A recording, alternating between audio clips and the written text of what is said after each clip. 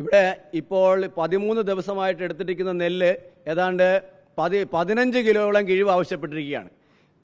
ഇതിനു മുമ്പായിട്ട് ഒരു പാടശേഖരത്ത് പ്രത്യേകിച്ചും നമ്മുടെ തിരുവാർപ്പ് കൃഷിഭവന്റെ പേടത്തിലുള്ള പാടശേഖരത്ത് 34 ദിവസമായിട്ട് നെല്ല് കൊയ്തിട്ടിരിക്കുകയാണ്. ആ കൊയ്തിട്ട നെല്ല് കുറച്ച് സംഭരിച്ചുകൊണ്ട് പോയി, ബാക്കി സംഭരിച്ചിട്ടില്ല. അന്ന് 2 കിലോ പറഞ്ഞ് കിഴിവ് എഗ്രിമെന്റ് ഉണ്ടാക്കി സംഭരിച്ചു പോയിട്ട് ബാക്കി നെല്ല് സംഭരിക്കാതെ ഇട്ടിരിക്കുകയാണ്.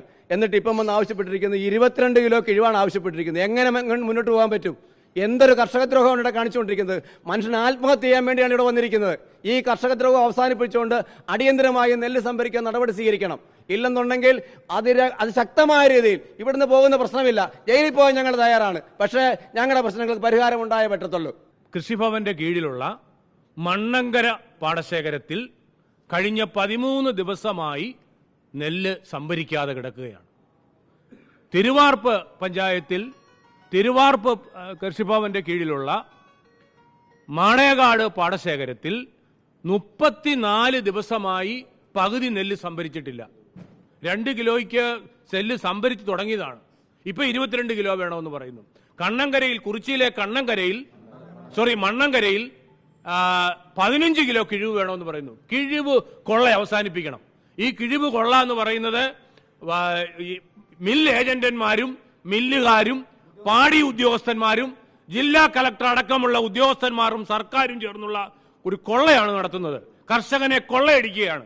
കർഷകനെ കൊള്ളയടിക്കാനുള്ള മഴ പെയ്യുന്നുവെന്ന് പേടിപ്പിച്ച്, മഴ വരുന്നു എന്ന് പേടിപ്പിച്ച് കർഷകനെ കൊള്ളയടിക്കാനുള്ള ഈ ശ്രമത്തിൽ നിന്നും സർക്കാരും ഉദ്യോഗസ്ഥന്മാരും ജില്ലാ ഭരണകൂടവും മില്ലുടമകളും പിന്മാറണം. കർഷകന് വേണ്ടി നിൽക്കണം. ഇവരൊക്കെ കർഷകന് വേണ്ടി നിൽക്കാനുള്ള ആളുകളാണ്. കർഷകന് വേണ്ടി നിൽക്കാൻ തയ്യാറാവണം എന്നാണ് ഞങ്ങൾക്ക് ആവശ്യപ്പെടാനുള്ളത്. മാഡം, കഴിഞ്ഞ 9-ാം തീയതി കൊയ്ത പാടമാണ്.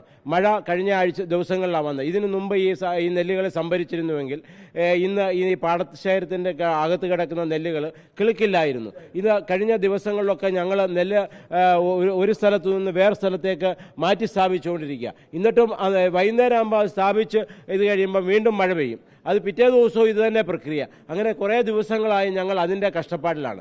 ആദ്യമേ ഒരു മില്ലുകാർ വന്നിട്ട് 10 കിലോ പറഞ്ഞു. അതിനുശേഷം അടുത്ത മില്ലുകാർ വന്നിട്ട് 15 കിലോ പറയുന്നു.